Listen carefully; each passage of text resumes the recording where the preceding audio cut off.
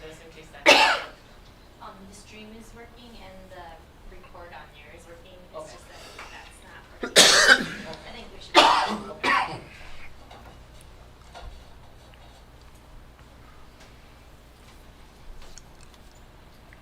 I'll text Brad. All right, let's open this meeting with Pledge Allegiance. I pledge allegiance to the flag of the United States of America and to the republic for which it stands, one nation, under God, indivisible, with liberty and justice for all. All right, number 2, open public forum. Anybody that's not on the agenda that wishes to speak? Otherwise, we'll move on to number 3, approval of the amended agenda. I need a motion on that. I'll make a motion. Shannon makes a motion. How about a second? I'll second. Doug seconds it. Any discussion?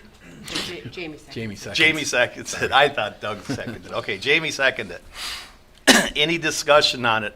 Otherwise, we'll do a roll call. Shannon, Yes. Doug, Yes. Jamie, Yes. Gary, Yes. and I'm a yes. Motion carries. Consent agenda. Recommendation to approve the consent agenda as presented. I need a motion on that. I'll make a motion. Doug makes a motion. How about a second? I'll second. Jamie seconds it. Any discussion on it? Otherwise, Shannon, Yes. Doug, Yes. Jamie, Yes. Gary, Yes. and I'm a yes. Motion carries. Number 5, Resolution 2020-37. Resolution approving of a street closure for Cold Spring Brewing Company. Hello. Hello. For those on the, I'm sharing my screen, you'll see what they're gonna be talking about as soon as I can get it in front. Okay. Yes, Mr. Mayor, I'm here on, excuse me, behalf of Cold Spring Brewing Company, requesting permission to close Fifth Avenue behind the brewery. Okay. We need to put a crane in place. You can see it on the picture. We need to set a new piece of equipment. It's a new cooling tower in place. It'll be the week of the July 27th. We would be able to provide 24-hour notice on exact date. We would need several hours of Okay. the street closed. You speak into the mic just a little bit more. Sure. Thanks. All right. Anybody got any questions? Otherwise, go ahead. I'm assuming Jason and Dan have been notified and are okay with that street closing? It really will be one day. Their contractor called me today and said it's arriving at his place on the 22nd, so he's not sure which day of that week, but it's gonna be the one day that it'll take to put it up. Correct. But the resolution gives him that window of that week to pick that one day. And they'll provide us the 24-hour notice so we can do the same. Okay. Then I'll read the recommendation. Recommendation to approve Resolution 2020-37, a resolution approving the closure of Fifth Avenue North intermittently the week of July 27th, 2020. I need a motion on that. I'll make a motion. Shannon makes a motion. How about a second? I'll second. Jamie seconds it. Any discussion on it? Otherwise, Shannon, Yes. Doug, Yes. Jamie, Yes. Gary, Yes. I'm a yes. Motion carries. There you go. Can we get like an email when that's gonna go up so that I can come see that big baby? Absolutely. Thank you. All right, thanks, guys. Thank you. Number 6, discussion on water line issue. Andrew Kim. Hi. Hi. Good evening. Hello. Hello. What am I supposed to say here? Talk to him Never about been what- here, so I. No, that's okay. No, that's fine. You're welcome. Mr. Kim's here, there was a leak and a shut-off that his neighbor thought was his property and called to ask what to do about it. And the process is that they call a contractor, get it fixed. If it's between the main and the shut-off, it's a shared expense between the homeowner and the city. If it's from the shut-off to the house, it's their expense. And so his neighbor called because he thought it was his shut off, his yard was being damaged. And when they excavated, they found that it wasn't his, it was in the right of way, but it then veered off into Mr. Kim's house. And John, I don't know if you wanna kinda give the background on what happened there, and then we'll talk about concerns. Sure. Yeah, we got a call from Christie, the police officer, and she said there's water going on the ground. So John Atchison went in, and he seen the water coming out. Turned the shut off, but he realized it was between the shut off and the main. So I made the call to wait till the next day because it was just basically a garden hose coming out of the ground, and it wasn't creating a huge hazard where it was going to be an issue to wait another 15 hours till the next morning. In the meantime, the Cleves had called a couple different excavators to tell them that, hey, we got a water leak, we need it fixed. The next day we went there, and Kramer was the one that they chose to do the work. And we went there and we shut the street down because the break was between the curb stop and the main. So we shut the street down, and then Kramer excavated the situation. And when they got down there, they called me and said, you might want to come check this out. It's actually the neighbor shut off, not the Cleves. So I showed up and seen the pinhole, took a picture of it in the pipe, went and knocked on the Kim's door. Seen the garage door was open, knocked on the Kim's door a few times. Nobody answered. Went back out, talked to Kurt from Kramer's, and they fixed the problem.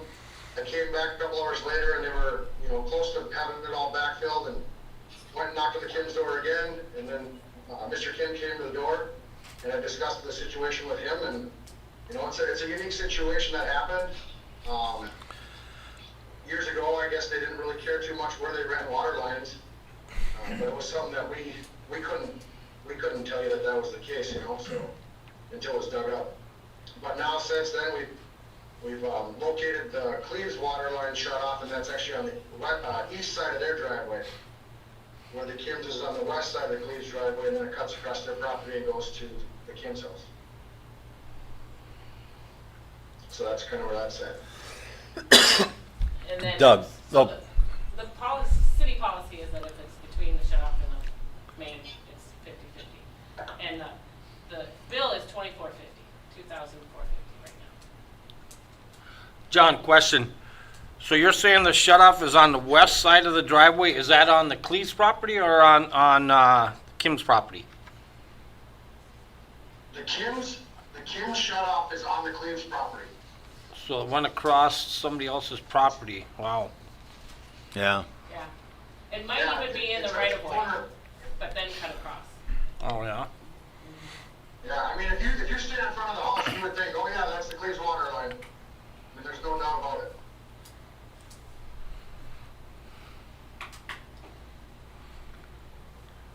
And now. your So concerns. yeah, here's my concern actually. I understand what you're saying. It's a unique situation and all that stuff, but you actually knocked, my door. You said, why didn't you actually call me and just let us know at least what's going on, right? I mean, city actually has the information about them, phone number and everything. Previously, they actually called me for something else. Why couldn't you actually just call me? Just let us know. Just like all the things, like you knock the door, and they come up to me. Hey, I fixed the problem. This is your bill. You're gonna get bill. You gotta pay it. That's not I totally don't understand why. If you guys were in my shoes, somebody knocks the door, I fix your problem, water line, then you gotta pay this bill. But at least, I have a right to know what's going on, right? But why didn't you actually call me? At least let us know that, what's going on, right? So, and then that's my first concern, right? The second concern is that if it's a unique situation, right? Why didn't you actually take a picture or something to prove that actually the line actually connects to us? Where the water shut off is? How do I know? You only show me that the picture of the pipe that actually has a crack or hole, right? And then here's the picture, right? Then how would you actually react if you were actually in my shoes? So, all I was saying that I talked to Bridge that, hey, let's just show me the proof, right? just one picture or something, right? Again, it's a unique situation. If this is a unique situation, I probably should have actually taken a picture or something to show whoever actually owns the property, right? Whatever the water line, right? Well, we could shut it off, and that would prove to you that it was. But that doesn't show anything. You were telling me that, John was telling me that the water line is actually, my neighbor's actually property, right? But by just shutting up, the water, how do I know if it's actually connected to, Do you? I don't We have any know. water. What's that? If we shut it off. But that doesn't mean that is actually, how do I know that the repairman that you guys did, I know it's kind of maybe, you may think that's kind of dumb question or something, but me is you're looking at the bill, $1,200, right? If everything is, all good, I'll definitely follow the city ordinance, right? 50/50, whatever it is. I'll do that. Just no problem at all. But in this situation, again, you knock my door, tell me that we fixed the problem. Here's the bill. You're gonna get the bill. You gotta pay it. Oh, what is it? I have no idea. I know there was some people actually working outside, but had no idea they were actually fixing But water line that's he connected to he us. knocked on your door trying to get a hold of you Right, first. but then again, we were actually home, right? Yeah. Garage door was open. We were actually painting. We were doing the renovating our house. So I don't know. I never actually heard that he actually knocked our door. I don't know how he like softly he knocked my door. I have no idea. But we were there. We're not listening to music or anything. Just painting the entire house. So. And you're saying that there was another way to get a hold of you, whether it was like a Exactly. phone number from in the Only city you or probably water. exactly. Yeah. It'll take about like 5 minutes. Call the city. Hey, I'm at the this 350th Street address. Do you have a phone number? Probably they could have actually provided you the phone number because city actually has Right. information. It's not that it's going to take forever Right. to contact us, right? So all we want is just, I don't know, something that shows, proves that the, whatever the repairman that, Kramer or whoever did, just, You Well- you just want proof that the repair was made on your water line? correct. Or, Yeah. okay. Because we at least we gotta know if John actually could have contacted me, call us or something. Probably I would have just gone outside and then take a look at that. All this stuff. Okay, that's fine. Go ahead. Right. Simple as that. So So the only way to do that right now is what? Dig it up? One thing But okay, we can do is, I can get Kurt from Kramer's, who was the excavator on the job. They seen that it was 2 feet off of the curb stop that goes to the Kim's house. If he'd like, I can call Kramer's and see if he can meet us over there. We can show him where the curb stop is, and then we can show him where the Cleves curb stop is. They're about 40 feet apart, if not further. And Kurt will Kurt will show you like where the leak was, in regards to the curb stop, and they're about 2 feet apart. The leak and the curb stop where it connects. How deep is the water line? 8 How feet. deep is it? Yeah, how deep do they have to dig? It's about 7 feet. Doug, did you have something? No, I'm fine. Okay.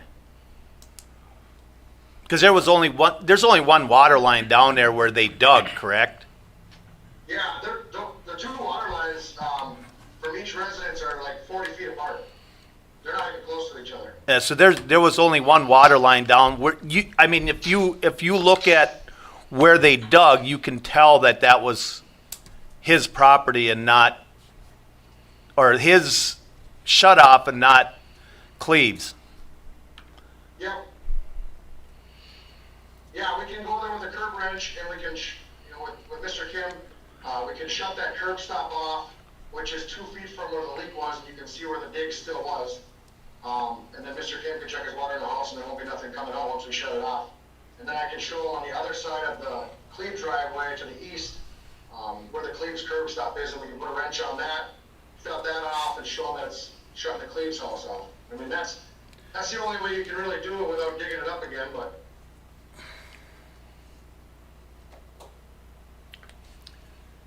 Go ahead, I Doug. do have a question for But I mean, Skip. I'd be more than Would- happy to would- do that. would I'd that more be than happy to sufficient? call Famers to have Kirk come out and do the same thing. But that doesn't really show anything though, right?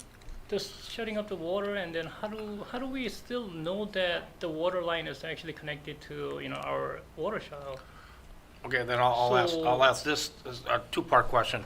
So I'm hearing that it's probably not okay with you just doing that. So then, would it be that's easy for you to say, efficient to dig it back up to show you that's where it is?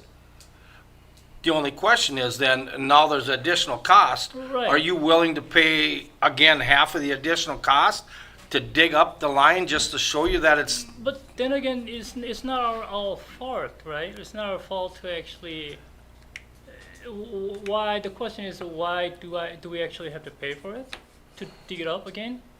Because if it was done, you know, properly at the first place, we wouldn't have actually a conversation like this, right? Yes, I personally think it was done right. That's why I'm still questioning, because when they found out what was happening, they tried contacting you. Yep, understand, absolutely. Okay. Yep. And when they couldn't get a hold of you knocking on the door, then they made a decision to continue with the fix, because it had to be fixed. Regardless of what's going on, it had to be fixed. Yep, absolutely. But, you know, then again, you know, like I mentioned actually, you know, why couldn't he just call us, right? He doesn't have Only- your phone number. Understand? There's The city ways of actually has it, right? there are different ways of getting a hold of a person. One of them is knocking on the door, Yeah. and that's what he attempted. So he attempted to get a hold of you. That's what I'm saying. I don't know. It's just knocking on the door. Actually, then that doesn't. Yeah, I don't know. I still don't understand, because there's, you know, again, you know, if it's just like a really urgent, right, emergency that the city actually has to repair right away, right? If there's a flood or anything, then I can totally understand, right? But in this case, actually, that was not the case. I know the water was leaking, but it wasn't really like gurping out or anything, right? Just like any other rainy day that you actually get the water, you know, just same as that. So I'm you know, in my opinion, absolutely, he could have actually, you know, contact us in different way, because we actually have to, you know, we have a right to know, right? Because again, you know, I mean, you're not gonna actually someone actually knocks the door and then there you go, you know, you're gonna get paid for this, you're gonna pay this. I don't know, you know, Mr. Mayor, would you say, okay, I'll pay for it, no You know, problem. Should I tell you my experience? Should I tell you my experience with Yeah. it? I had mine leak too. Okay. And they contacted me after they found out it was leaking. And they said, it was your water that was leaking, and my bill ended up being a lot more than yours. I had the tar and everything tore up. That's why I'm saying exactly what you, they contacted me after they had it all dug out. It wasn't before or anything. It was after it was all dug out and they were fixing it. How did you feel? I knew I had to fix it. It's my responsibility to get it fixed. But did they actually tell you that it's your water line that they need to repair? In this case, Yeah, in my that- case, and- it wasn't like that either. I mean, no information at all.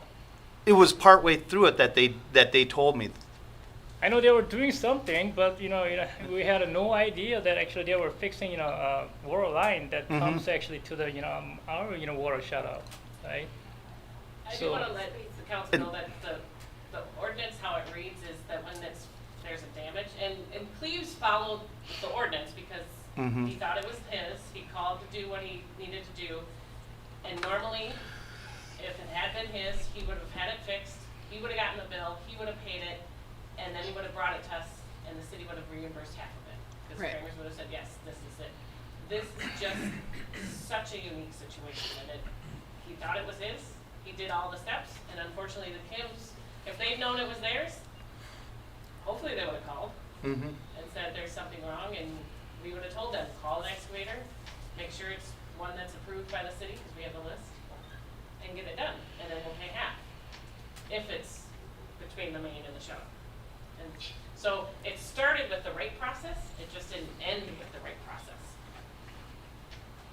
Unfortunately for the Kims. So how can we resolve this? How can you feel good about this situation? I mean, I'm here to actually ask you, right? Yeah, I mean, Right. So what's the resolution for this? You know. I mean, it's not efficient to dig it up to Right. show you. Yep. Yep. I mean, it's, Mhm. and we could have John come out and show you, you know, turn off those shut off valves, just to demonstrate which ones are which. And that would actually show you that it was your line, That was the one that was worked on. yes. Yeah, I think if I just go out there and meet the Kims and we do the curb stop demonstration, I think it'll be pretty clear that that's where the break was and whose line it is. Okay, so John, that you can actually show us that the repairman that you got, you know, the Kramer did, you know, it actually connects to the our water shop, right? Well, the repair only could have been where there was excavation, and the excavation is right next to your curb stop, and it's about 30 feet away from where the Cleves curb stop is, so there was no excavation on the Cleves curb stop. Hmm.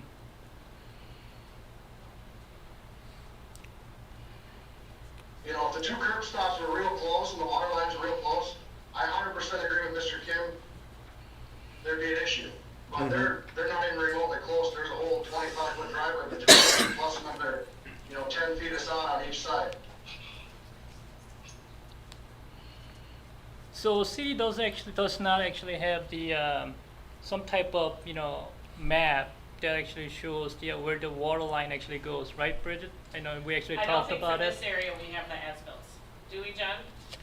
This is pretty old. As-bills don't show service lines anyway. Service lines just come straight off the main, and they try to make the shortest run to the property or to the house. This is with that corner and the driveways kind of coming in at different angles, a little tighter up front on the front yards. Sometimes this happens. I mean, it's not common, don't get me wrong, it's not common, but it does happen.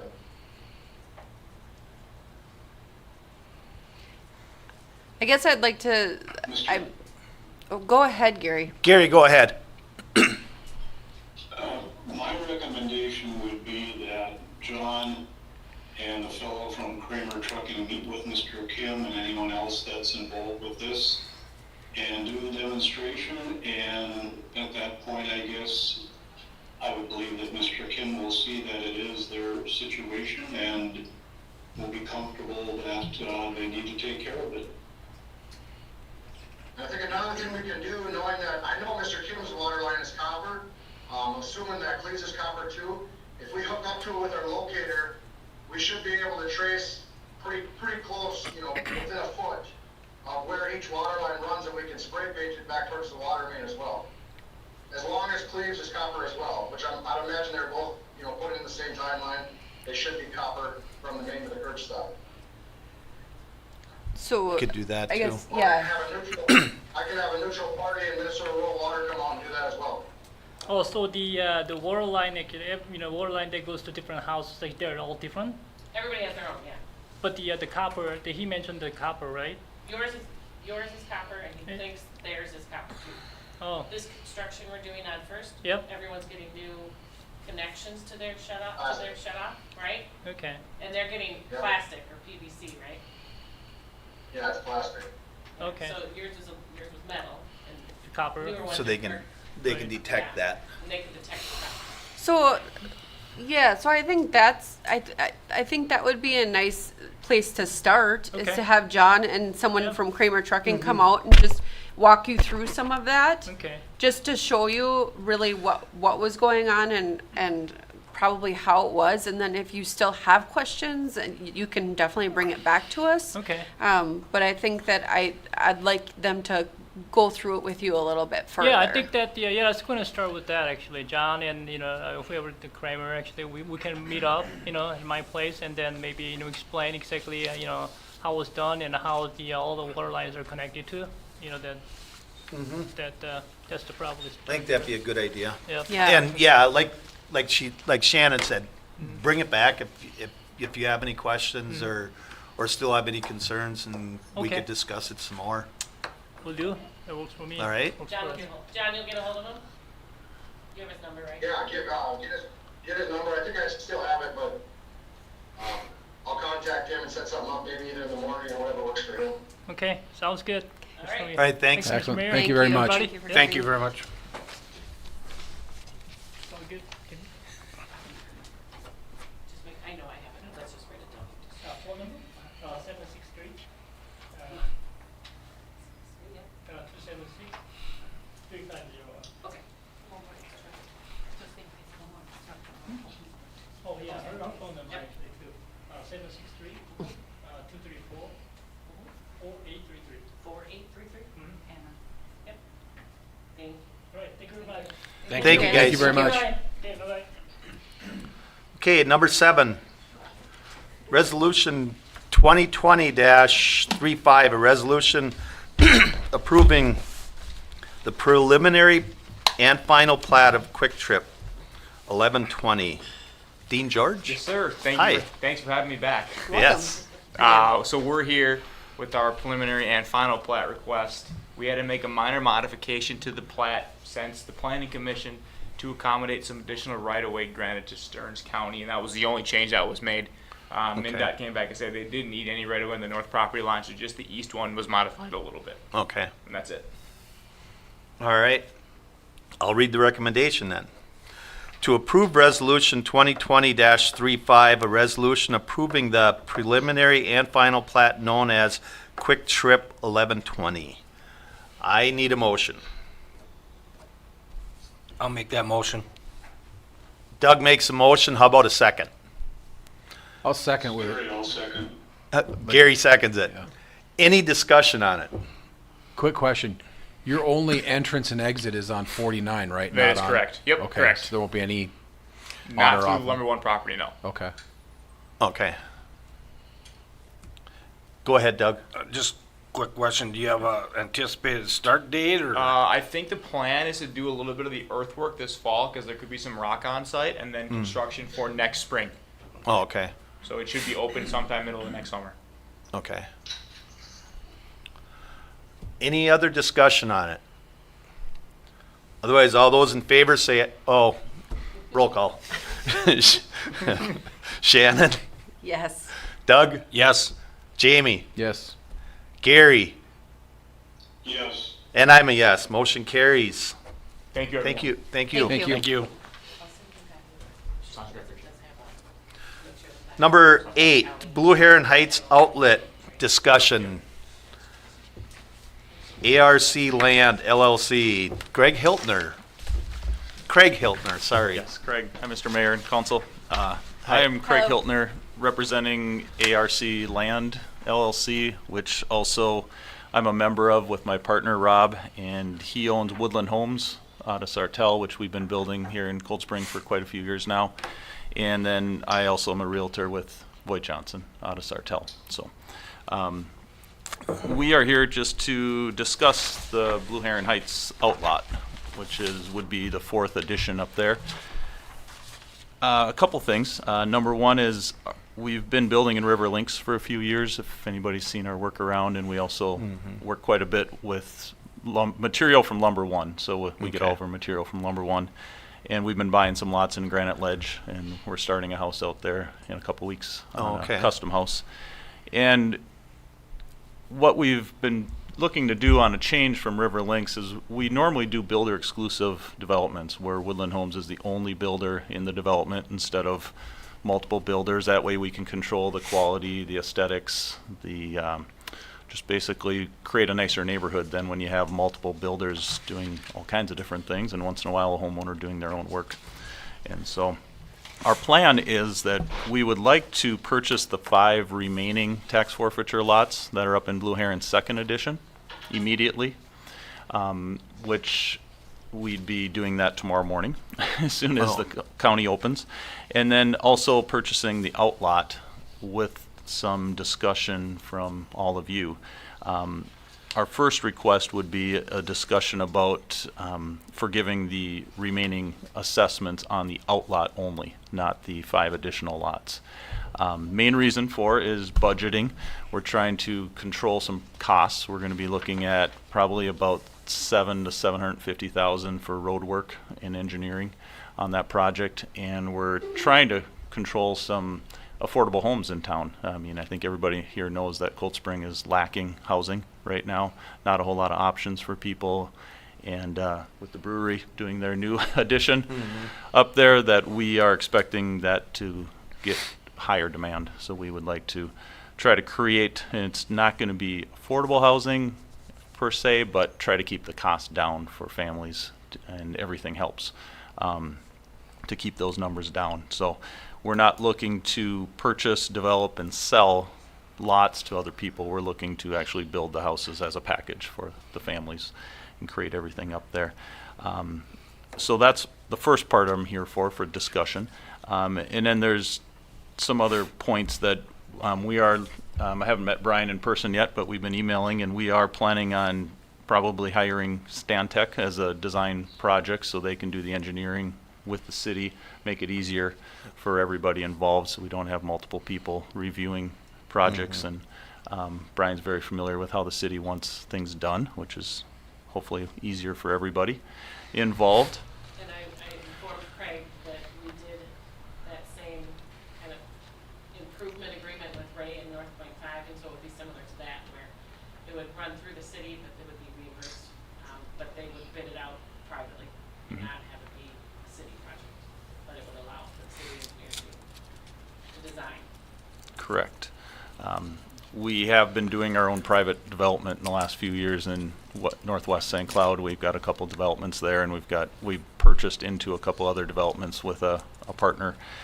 So we've got experience developing, and we've got a team on staff already for the road work. We've got somebody lined up that's done our past projects. And so that's not a concern of ours. We're just looking for the engineering, and then Dan Crone would be doing all of our surveying. He's been doing that for many years, so he's very familiar with city process too, and we actually have a layout already done for the outlot. So, okay, sounds good. Yes, we're looking at 23 lots up there in that last phase. More than welcome to work with the city on whatever we need for easements or for the future up there, including we've talked about some easements for some snow removal off of that stub road and some things like that. And we would like to get started this fall. We want to get moving. The market's great, and there's a need. We would like to break ground this fall.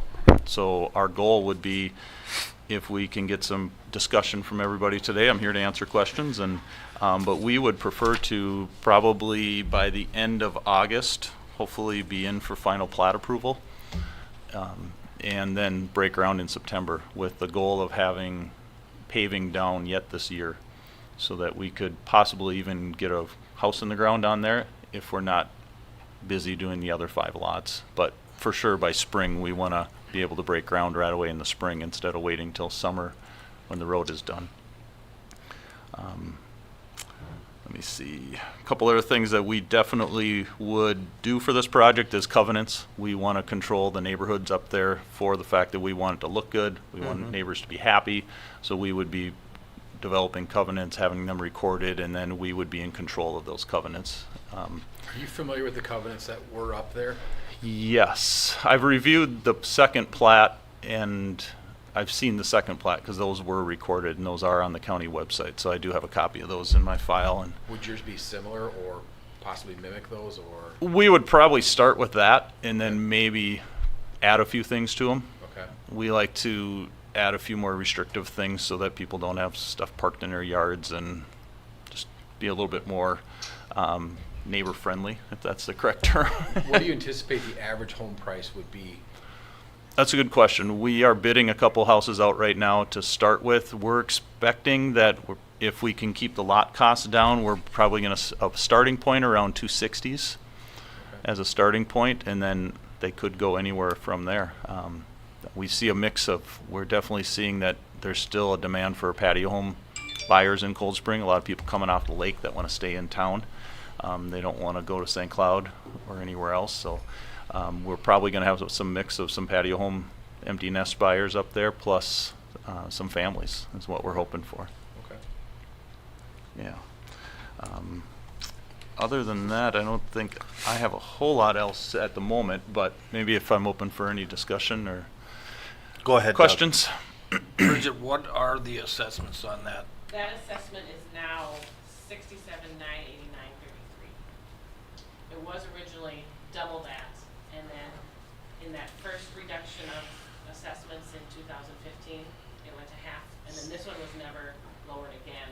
As you know, all the individual lots were lowered down to $1,950, or I think the Yeah. bigger lots at one time. This one's only been reduced once to that number. Is there a price on this lot? The county website says, I believe, 92.7. Or did they change that? No, as of this afternoon, with their fees, it would be 95,857, but 92.7 is their base price on it.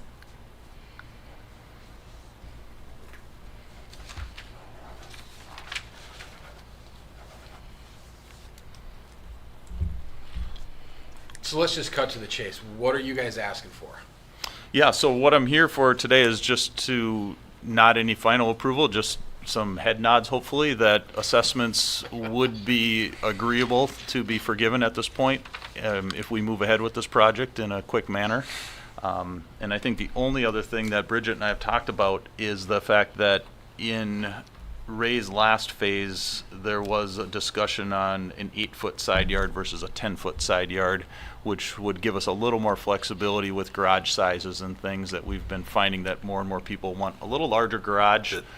Three-stall garage. Yeah, and even a little Yeah. wider three-star, which to us makes the neighborhood nicer because they're able to get their vehicles in and their trailers and boats, and instead of having that stuff parked on the driveways and on the streets. So those are basically just the two proposal things. Would be a discussion at some point on an 8-foot side yard setback on the interior lots only, obviously, and then the assessments. That's really what I'm here, just to have that discussion to see if the councils and mayor's on our side to say, let's get this project going. Are you looking for a waiver on the assessments on the 5 lots that are there, or just the outlot? Just the outlot. Okay. Yeah, the 5 additional lots that we'd be purchasing at the same time, we'd be paying those assessments off, and Okay. that's Whatever you have those. $19.50 per lot. Yeah, yeah. And assessments So- are paid to the city, so when anyone buys a lot from there, the county has, depending on which county employee you talk to, one will tell you, oh, they'll put it on your building permit, the next one will tell you, oh, go pay the city, or next one will tell you, the city will put it on your taxes, so the process is, they buy the lot from the county, and then they come here and pay the assessment. Correct. So, you have time to waive, you don't have to waive it tonight, because it'll be due once he's, buys it. It can kind of be used as a make sure you keep going with the process, and then do the waiver at a different point if you're comfortable with that. That's an option. Some of the things that aren't on the plat that you have, or the concept you have in front of you, and I talked to Craig about it, that First Avenue south, so that stub that goes in on the north end of so right here, that has a sewer trunk. And if we ever expand the city's services down to Fireside or south of the city, I'd asked Craig for a 25-foot easement instead of the normal 10-foot easement on the south, on the east line, on those so lot 7 and 8, those big lots on the. Oh, okay. And he thought with the size of these lots, that would be easily done. And then, there's water trunk on both. Right, Brian, there's a 12 all the way around? There's a 12 on First, and then I think there's a 12 on, Rookery. what we looked was on the, Rookery on the plat. 3? for Or is that water. 2? So we were discussing maybe having that loop and then come down so it would loop through the normal and into that 25-foot here and then allow the trunk down here. But that would be an upcharge. 'Cause normally you would probably put a 10 in or an 8 for water if it wasn't a trunk. Normally an 8. I think anything over a 10, it typically the city helps pay for the difference. Right. So those are some design things that we want to talk to them about. And this is all gravity-fed sewer, John? We wouldn't need a lift station down there? Brian, did you hear that? I did not hear that, I'm sorry. This is all gravity-fed sewer on this outlot, what they're proposing here? We wouldn't need to have, we're concerned about a, Yep. okay, That would all be gravity. okay. Well, given that you want to purchase the 5 existing lots at the face value with the, whatever, I can't remember what our prices were, I'm in favor of waiving your assessments on Outlot A with one question, and I want to be clear about this. You're not building affordable homes, you're not building low-income properties, you're not building townhouses, you're not building anything like that, you're building Single market value. family. Correct. Okay. Single family, yes, definitely. If any of you have any questions, you can go on to Rob's website. It's woodlandhomesonline.com at any time and check out the work. It's high quality and definitely Yeah, one of the most River Links, reputable. yeah, it's very impressive. Yeah. We've been down this road, this is the 4th time. I understand. and I want to make sure, because what's going to happen after this meeting is I'm going to get phone calls from everyone up there like I did last time. So Sure. I know the work you guys do, your reputation precedes you, so I'm certainly in favor of waiving the $67,000 assessment on the outlot, given that they're going to take care of the road, they're going to take care of the sewer and water, they're going to take care of, it sounds like you want covenants that are a little bit tighter than what are even up there. We're hoping to, yeah. So, which is, Or at least the same. yeah. That'd be by far the minimum, yes. So For sure. I think this is an ideal situation for this outlot, so I'm in favor of. I think so, waiving too. those For you, yeah. Okay. If you're looking for head nods, yeah. Thank you. So Jamie, if I'm hearing you right, you're okay with that contingent he buys the other 5 lots, Yes. right? Yeah. Okay. Yep. Yeah, we're gonna do So- them all. yep. Our, Is that a motion? Do you want to make that motion and waive it now, or do you want to waive it during the planning process? Knowing that it's something you're going to, I mean, those are your options. I mean, we could Let's waive put it, some we pressure on could waive him. it, that's fine. we could waive it contingent that they buy those 5 lots too. Yeah. I don't know if you want to do that tonight, but Well, there'll be a development agreement, so it could be in there as well. Yeah, let's wait for that. Okay. Yeah, Sure. that's fine. Yeah, So- we don't Because need it to- won't be due until Yeah. taxes are due. Sure. We got So- the head nod. we Okay, got thank the- you. So just so you're aware, our goal with buying the 5 additional lots first, which they're not as desirable lots definitely, because they're the last ones remaining, but we're trying to create a market up there so people are recognize Woodland Homes on that side of town. Yep. And so we can get started right away this fall with starting some homes up there so we can get a market started. And then we can roll it into the nicer lots around Yep. the corner. So that's the goal, marketing goal for us. So Do you yeah. do concrete driveways or tar? all concrete. Okay. Perfect. That probably won't be in covenants, but that's just what we do. We want it done right. We don't Okay. like callbacks and dealing with asphalt. Yeah, yeah. Yeah, definitely. So did you have something, Bridget? No, I think Sue is trying to speak maybe. Who are you? I'm here, I'm trying to speak, but I'm just a little concerned that we don't waive the assessments until we've got the plat in front of us, and they actually have an ownership stake in the property. for sure. All right, And Sue, will you That's fine. be able to work out a development agreement and the improvement agreement like we did for North Point? Yes. And then Brian, I had sent you an email this afternoon. We'll maybe talk tomorrow. Brian, did you hear that? I'm sorry, I did not. Oh, sorry, Brian. I had sent you an email this afternoon discussing our agreement for the engineering. Maybe we'll talk tomorrow or the next day and finalize that Absolutely, yeah, discussion. I saw that. I apologize, I haven't had a chance to get back to you yet. That's all right. Let's talk tomorrow. Okay, no problem. Yep. Yeah, that's all I was looking for is just some All right. agreement that we're all on the same page and that hopefully it'll all Yeah. work out for Absolutely. best. Yep. Okay, I'll go to the county in the morning then. all right. Thank All you right. very much. Look forward Thank you to very it. much. Yes. Thanks for your time. coming in. Thank you. Make it up tonight. All right, have a good night. You too. Thanks. All right. Number 9, Public Works Director Report, John Stevie. Good evening, Mr. Mayor and Council. Mr. Mayor, if you'd just like to read the recommendations, they're pretty straightforward with the sale of those 3 vehicles on my end, so. I will, Those recommendations. we'll do them one at a time here.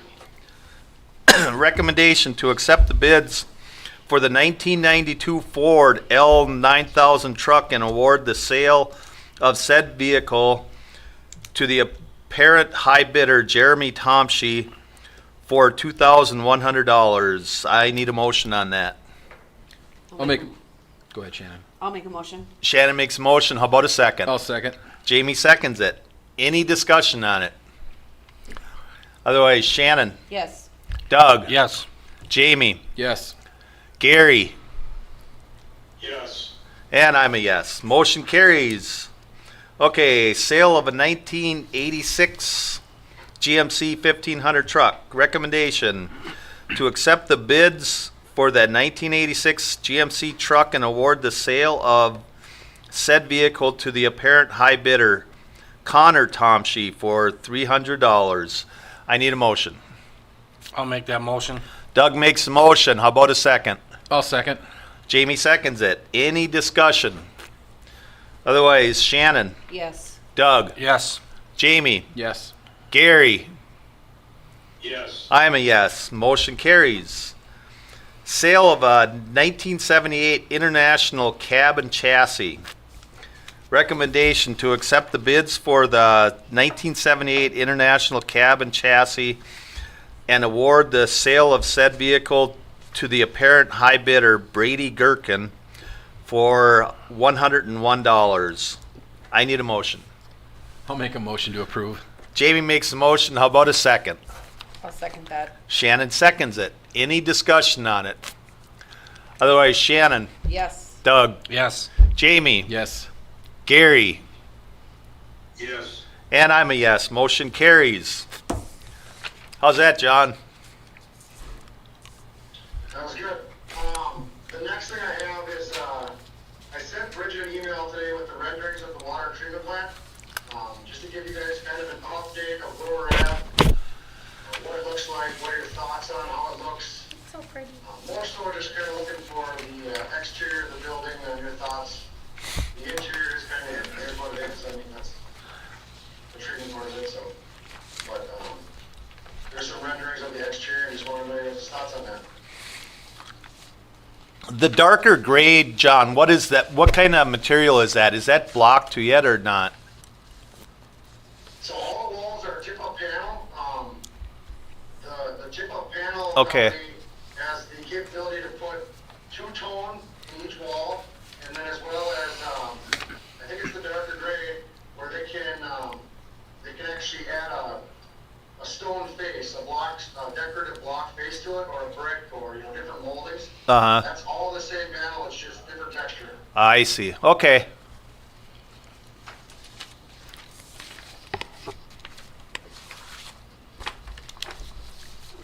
Is this a main floor with a basement? Is that what I'm looking at here? Did you do that, John? Main floor in the basement? I believe the basement is under their holding tank. It's called the clear well, basically like extra space for storage of water. Okay. I like it. Uh-huh. Thank you, too. Jamie, is this anything close to some of those we toured last year?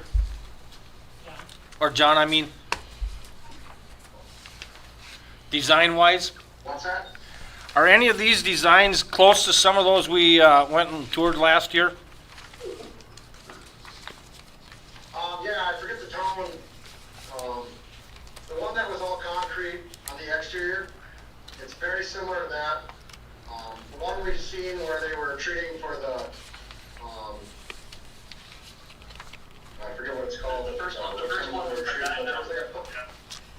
The first was Medina, then was Cottage Grove, and then Stacy. Yeah, it's a lot like Stacy. Very similar plant to Stacy, just a little bit bigger.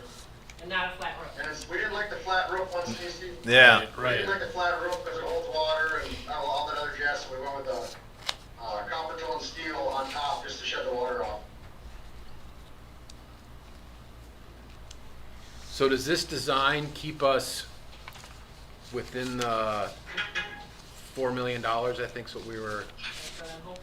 I don't know. The design itself doesn't really change. I mean, as far as the numbers, used for budgeting, it doesn't really change that. There's other components along the way that have changed the budget item, but we actually budgeted in last year's budget, we budgeted 5.5, and we're pretty close to that. We're in the process of updating that, and we'll get that final number here shortly, but, It might be a it's little real more than the close. 4 million we're getting from the state. okay, but we knew that. Yeah, We knew that, But okay. it stays within that, close to that 5 million budget. Okay. Would there be any reason we would want to build a bigger building thinking 30 years out? I think this is designed, isn't it, John, to, one of those panels to expand if we needed to? I think that's what it Yeah, was so- planned to. So the north, you can see on the north side, if you look at the interior layout, the drains are on the southerly half of the plant. Yep. The north side has the capability of a typical, it's a brake panel they call it or something, right, Brian? And, you remove that to add more tanks inside, so, yeah, knockout panel, sorry. And then they can add tanks inside there. So that's on figure Do that. 4. So it's designed to add capacity without having to change a whole lot of the structure. If you look at figure 4, the panels kind of, they have those, it looks like seams. Yep. That's where the tip out. Okay. That's where Okay. the tip Yeah, out. so then in Put it figure tanks. 5, you could add.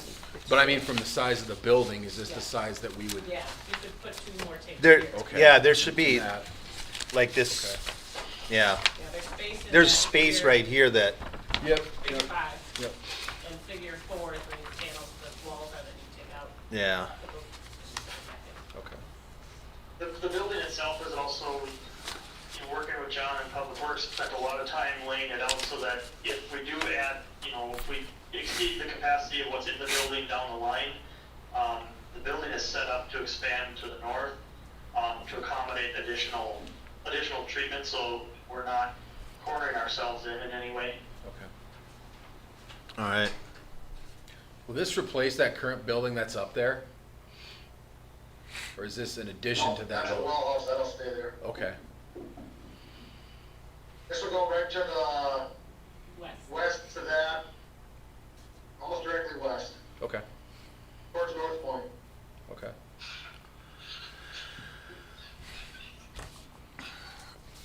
Any other questions on it? I'm okay with it. No, Good looks work. good. Looks Yeah, good. Yeah, I I'm, think it looks nice. I'm okay with it. All right. Is that it? That's all I have. All right, thanks, John. Thanks, John. Thank Then you.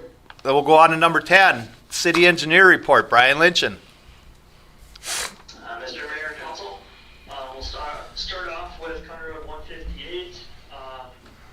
Working our way west, we have full utilities through about 9th, and then water and sewer, we're currently working our way towards 14th. Probably another 3 to 4 weeks of utility work left, so we're really getting close to wrapping that up. We now have curb, I believe, to 9th Avenue that just went in. The plan, they've already been doing sidewalks, driveways, et cetera, along the way, working on gravel. The plan is to next Tuesday is the tentative plan to come in and start paving. So the idea would be to pave everything that they have curved already, so up to about 9. So Wow. Really, it's nicely moving along nice on the road work as well, not just the pipe work.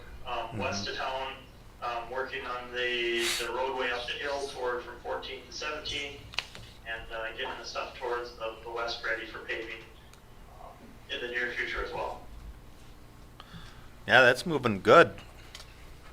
So Brian, in your opinion, are we ahead of schedule? Are we on time? Or are we behind? I'd say we're on time to a little bit ahead. If they keep pushing hard, I think we might come out a little bit ahead. Depends on how hard they ramp up the concrete. There's definitely a lot of concrete work left on the project between sidewalks and driveways, but I'd say Yeah. we're in very, very good shape compared to where we started early. I think we're sitting good. We're building the road in nice weather versus cold, rainy September. Okay. I had two questions from people who live up there, and now that the sidewalk's in and the curb is in, they can physically see how noticeably much more boulevard they're getting. And I didn't know the answer to the question. Are we replacing trees that we removed, or are we not? If there was a Yes. boulevard tree, we are replacing. We are doing okay. That's what I Yeah, thought, but I wasn't 100%. Okay, There were perfect. a couple people who didn't want trees replaced. Yeah. Yes. Yep. Doug, did you have anything, or Yeah, that? Brian, the tar that's left on 158 to the west, is there work underneath that, or is that just gonna be milled off?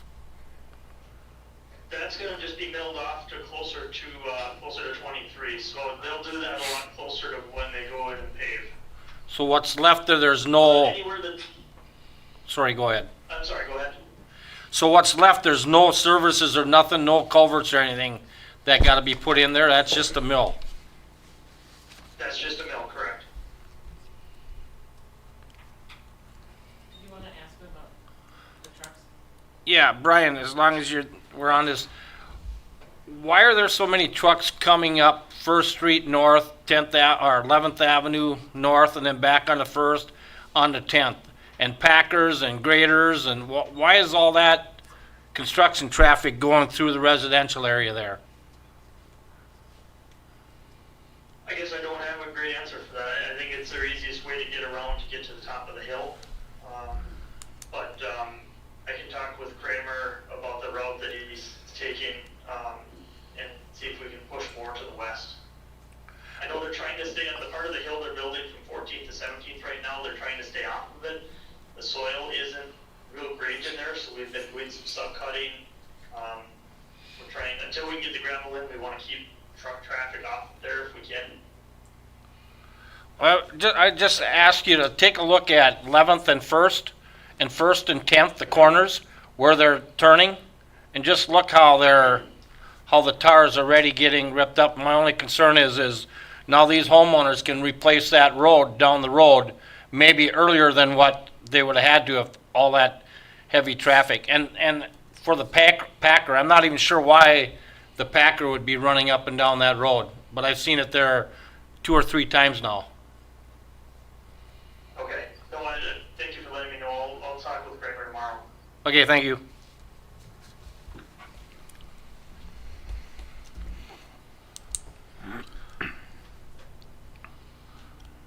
Anything else on 158? Doesn't look like it. All right.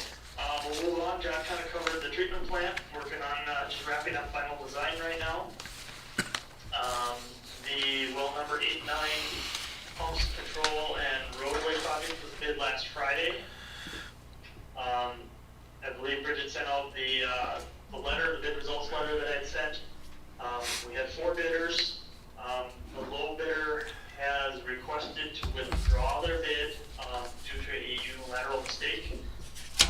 So there's a couple of there's some factors that go into that. In general, if a bidder can be relieved of their obligation to enter into contract because of a unilateral mistake, if it's substantial, it's so substantial it's unreasonable to suppose the contractor would have submitted a bid. The mistake was not the product of the bidder's gross negligence. The contractor gives prompt notice of the error to the city, and the city has not changed its position in reliance on the bid and has suffered no damage other than the loss resulting from the bid mistake. So Bridget and Sue and I have talked about this. We feel all of these are met. They've asked to withdraw their bid. Basically because all these factors are met, I guess the recommendation I would have is that we release their bond as well. So when someone bids on a project, they're required to submit a 5% bid bond. It's just a security to show that they're serious about the bid. We do, under certain circumstances, have the right to keep that 5%, but based on the circumstances that surround the mistake in their bid, they're asking to withdraw it, and they're asking that the city does not keep the 5%, that we would release it back to them. Based on those factors, it seems very reasonable to release it back to them. So what it, basically the low bidder, in my letter, was Molitor Excavating. They would be, we would go to the number 2 bidder, which is C&L Excavating. Their bid was $773,204.80. So based on what we've seen, that would be the lowest, most responsible bidder would be C&L Excavating. And they will submit a bond. So, they'll have a bond. Yes. Okay, I'll read that recommendation. To adopt Resolution 2020-38, a resolution accepting bids and awarding the contract for the Wells 8 and 9 pumping facilities project to C&L Excavating. I need a motion on that. This is Jamie. I'll make a motion to approve. Jamie makes a motion. How about a second? This is Shannon, I'll second. Shannon seconds it. Any discussion on it? Otherwise, Shannon, Yes. Doug, Yes.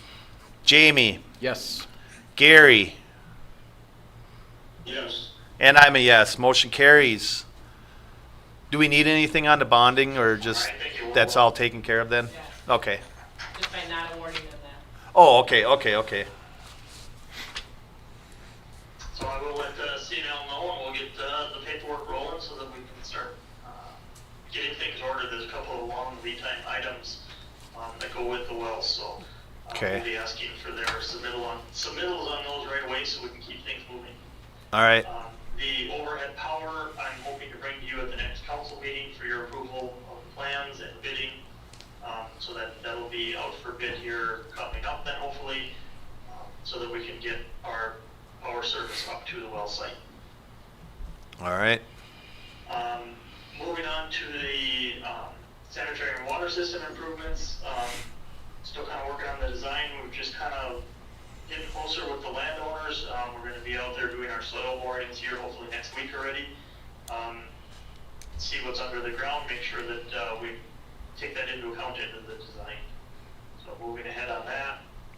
And then the industrial wastewater pretreatment, working on that conceptual design.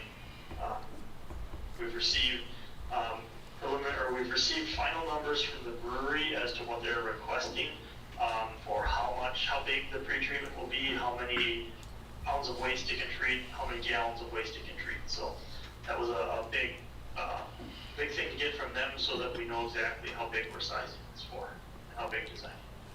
Okay. That's all I have unless there's any other questions. Anybody got anything for Brian? Nothing from me. No. Thank you very much. Thanks, Brian. Thanks, Brian. Thank you.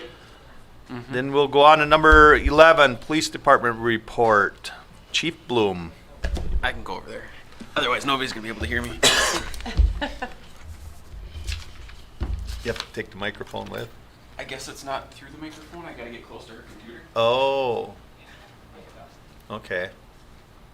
The microphone helps people on video. Don't. But We'll get there. Have it all figured out by the time this is all over with.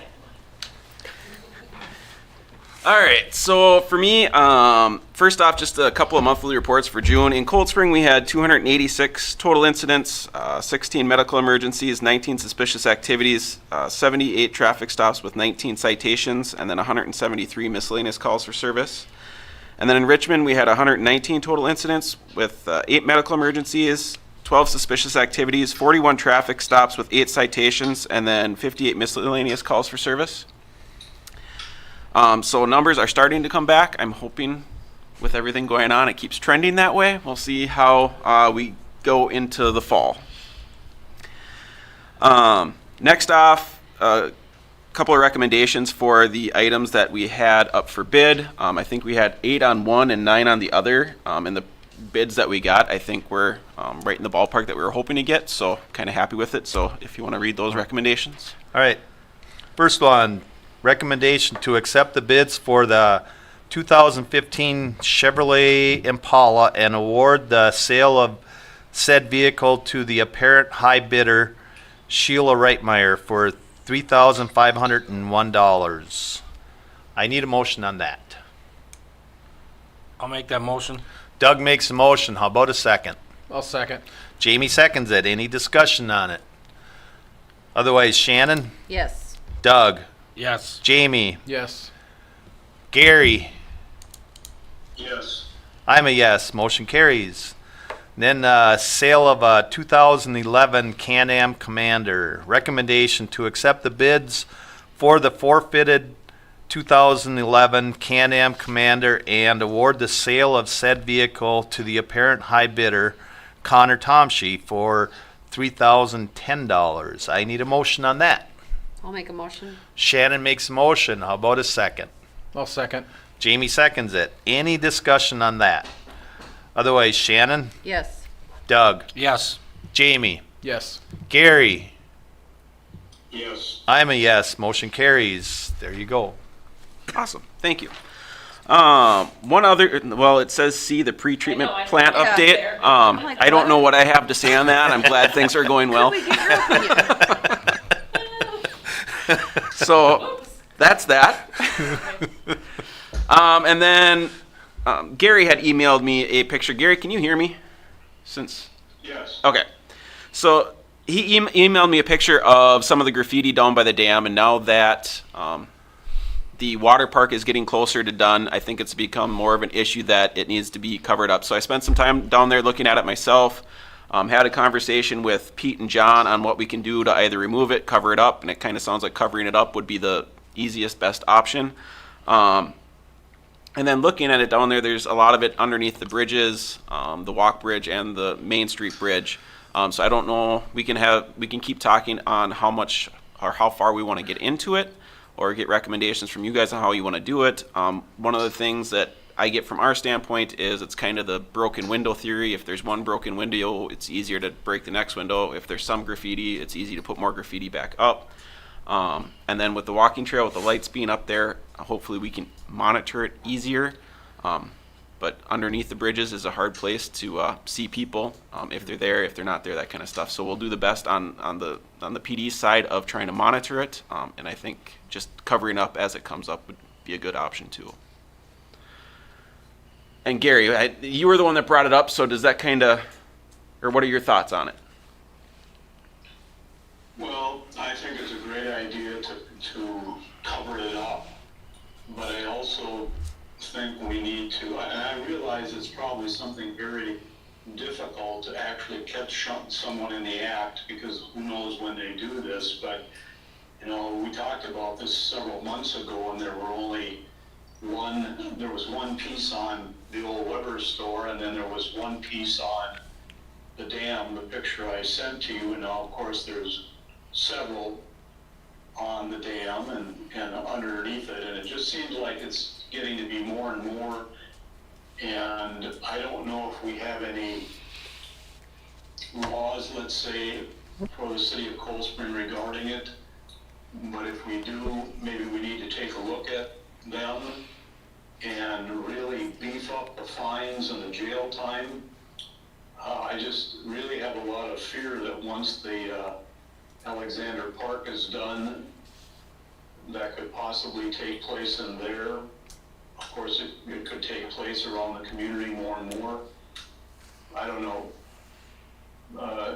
Jason, what to exactly suggest, but I think it's becoming more of a problem in the community.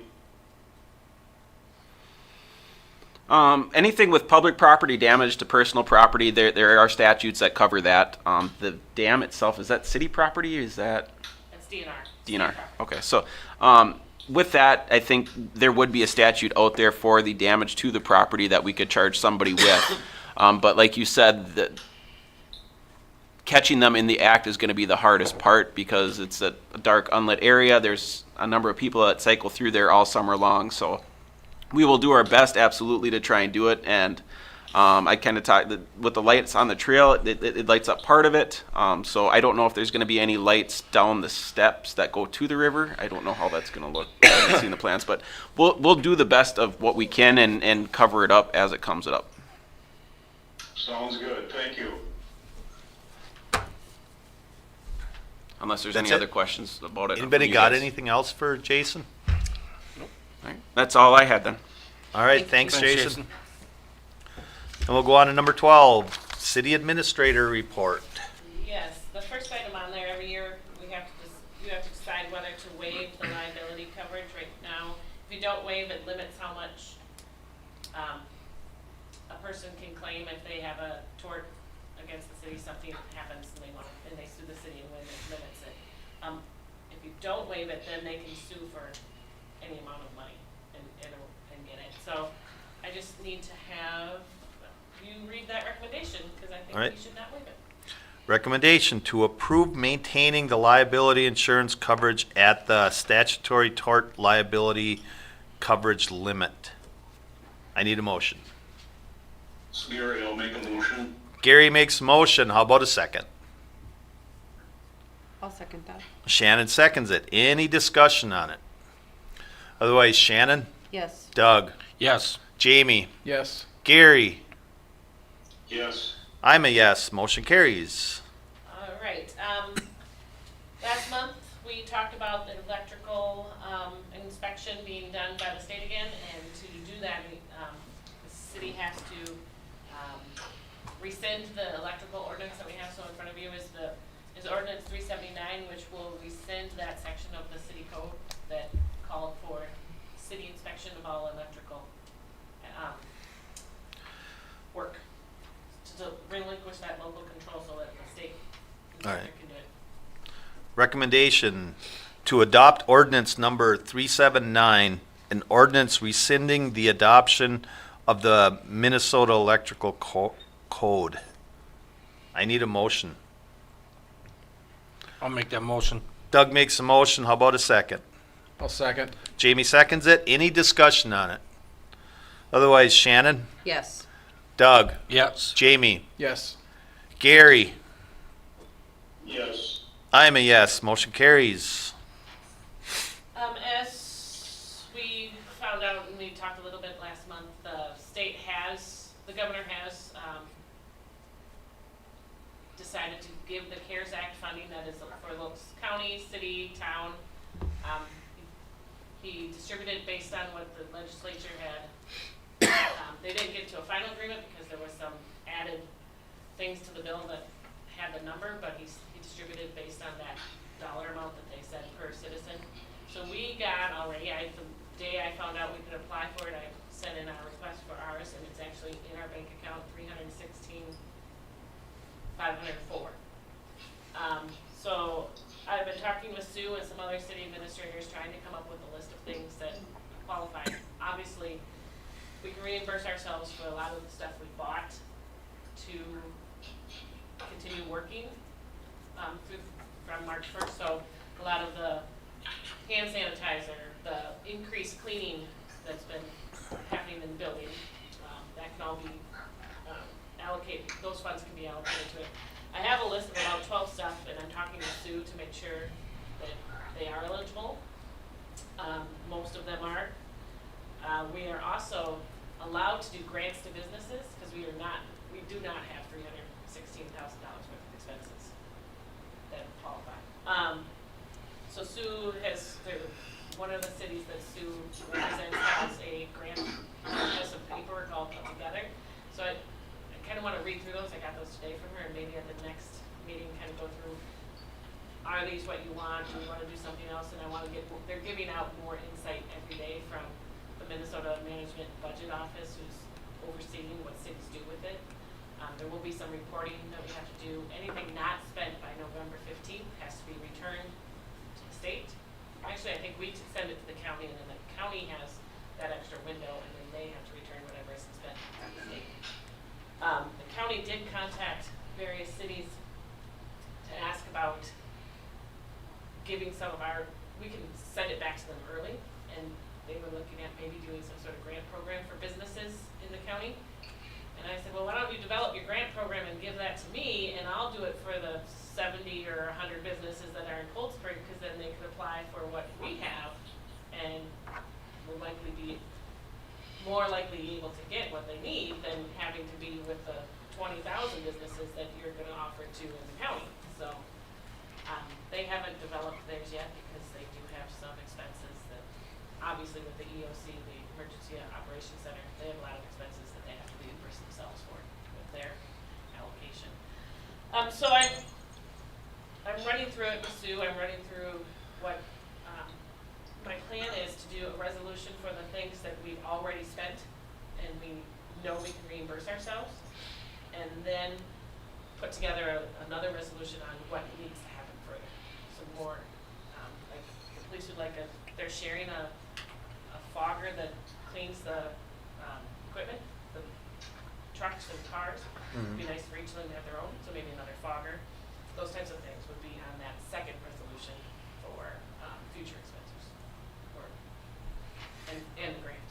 So that would be kind of a three-part use of the money. And hopefully by the 28th I'll have at least two, if not all three of those kind of ready for you to review. But I wanted to give you that heads up. And then Councilmember Schmitz asked me about the St. Cloud. I don't know if you saw it. St. Cloud has applied for a USEDA grant that will allow for some street improvements. And CETA, who is our Robert Harris, actually, I want to put that on here too. CETA has some grant people who are helping me figure out if we qualify for that. And the number one thing I have to do, I have a call in to the USEDA rep in Chicago, because that's the region we're in. And he does Minnesota and Illinois. They have to approve before you even apply, you have to discuss with them what you're thinking and what you want to do. And one of the things that might be eligible is finishing first from Red River to Second and put curb and gutter and sidewalk in. Maybe do some of, Second North and Fifth, where the trucks are, a lot of those trucks are going and that road is getting kind of beat up. Curb and gutter and resurface that. There could be some sewer and water in it, and I'm not sure. And finally, after I watched the presentation that they have on the WebEx, it's an 80-20 grant. So 80% is paid for from the grant, 20% is on the cities. And one of the people asked if you could use other federal grants for that 20%, and the comment on the WebEx was no, unless you have a HUD grant or a revolving loan that was given out of HUD. Ours was, we have $600,000 in our revolving loan. So if it's about $1 million project, we may be able to have it not cost the city anything, because we could use some of that HUD money that's in the revolving loan for the 20%, and then the grant would be the 80%. But all that is contingent on it being one that's eligible, and I'm waiting to hear from Chicago. So I should have an answer in 2 weeks at the next council meeting. You have to apply by September 22nd. Okay. So, keeping that on the back burner to do some street improvements if we can. That will help revitalize downtown and help sustain some of our businesses and help hopefully bring more business into our core business city. And I think there's enough development basis for it. Based on COVID loss of some of the businesses and some of the lack of accessibility. Yeah. So I'll keep you posted on that. All right. And with that, that's all I have. All right. Then we'll go on to number 13. List of bills and additions. Recommendation to review and accept payment of the accounts payable according to the list and supplemental list presented by city staff. I need a motion on that. I'll make a motion to pay the bills. Jamie makes a motion. How about a second? I'll second it. Doug seconds it. Any discussion on it? Otherwise, Shannon? Yes. Doug? Yes. Jamie? Yes. Gary? Yes. And I'm a yes. Motion carries. General questions and comments from city council. Gary? Nothing for me. Jamie? The only thing I will add is yesterday at our EDA meeting, we found out that Robert Harris, our CETA consultant, took another position. Oh. So yes, very, Yes, he has said that CETA is already in the process of interviewing replacements for him. Are we ever going to be able to keep any of them? I don't know.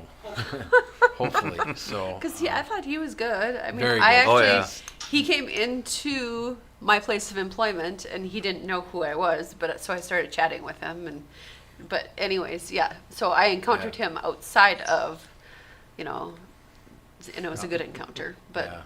Yeah, we will miss him. He did a very, very good job. He was a very hard worker. So, but he's going on to something bigger and better. But he did say that CEDA is working diligently to find a replacement for him. So they've already started the interview process. So, yep. That's all I had. All right. Doug? Nothing. Shannon have anything?